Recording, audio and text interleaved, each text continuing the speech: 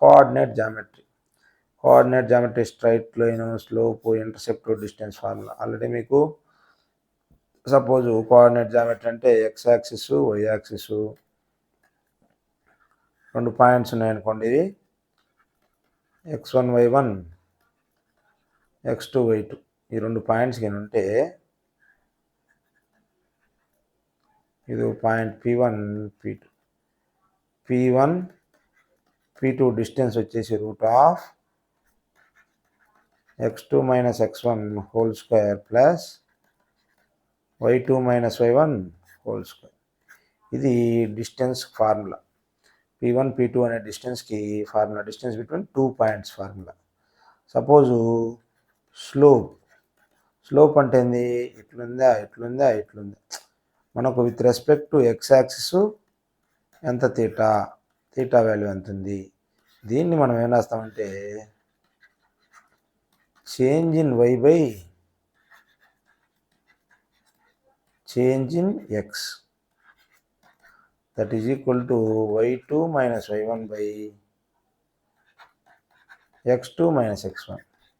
So suppose ఈ లైన్కి తీసుకున్నాం అనుకోండి, ఇది స్లోప్ అనమాట. దీని స్లోప్ని మనం ఏం చేస్తామంటే ఎంతో రిప్రజెంట్ చేస్తాము. దీన్ని ట్యాన్ తీటా అంటాం. దీన్నే మనం గ్రేడియంట్ కూడా అని పిలుస్తారు, స్లోప్ని గ్రేడియంట్ అని కూడా పిలుస్తారు.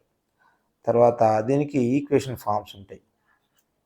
పాయింట్ స్లోప్ ఫామ్ ఇచ్చారనుకోండి, y equal to mx plus c అనేది c అంటే ఇంటర్సెప్ట్, m అంటే స్లోప్. c అంటే ఇంటర్సెప్ట్, m అంటే స్లోప్. దీన్నే మనము పాయింట్ ఫామ్లో ఇస్తే, పాయింట్ స్లోప్ ఇస్తే m into x minus x1.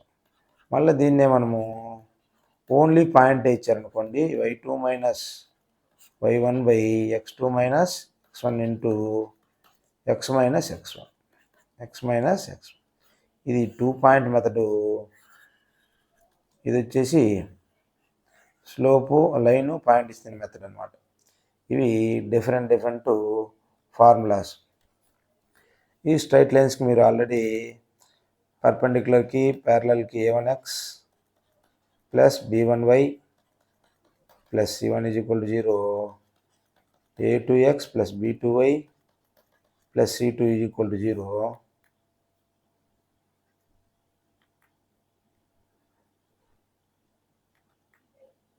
c2 is equal to 0. అంటే ఈ రెండు లైన్స్ ఫస్ట్ కండిషన్ ఏంది, ఈ రెండు ప్యారల్గా ఉన్నాయంటే ఈ యొక్క స్లోప్స్ ఈక్వల్ అని. దానికి కండిషన్ ఏంటంటే a1 by a2 is equal to b1 by b2 and not equal to c1 by c2.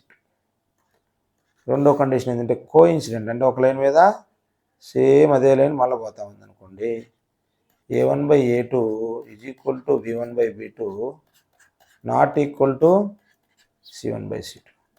మళ్ళీ మూడో కండిషన్ ఏంటంటే ఒక లైన్కి ఒక లైన్ పర్పెండిక్యులర్, అంటే 90 డిగ్రీస్ ఏంటంటే మనం ఏం రాస్తాము, ఈ రెండింటికి పాయింట్ ఆఫ్ ఇంటర్సెక్షన్ ఉన్నట్టు లెక్క. పాయింట్ ఆఫ్ ఇంటర్సెక్షన్ అంటే a1 by a2 not equal to b1 by b2 not equal to c1 by c2. ఇది ఒక రిప్రజెంటేషన్. పర్పెండిక్యులర్ అంటే యాక్చువల్గా a1 b మనకు స్లోప్ ఏంటి, first line slope m1 into m2 is equal to -1. ఇది point of intersection point ఉంటే, intersection point కింద ఉంటే m1 m2 is equal to -1 కదా. m1 ఎంత, -a1 by b1 into -a2 by b2 is equal to -1. అంటే a1a2 is equal to -b1 b2, a1a2 plus b1 b2 is equal to 0. ఇది రెండు lines perpendicular condition అనమాట. a1a2 plus b1 b2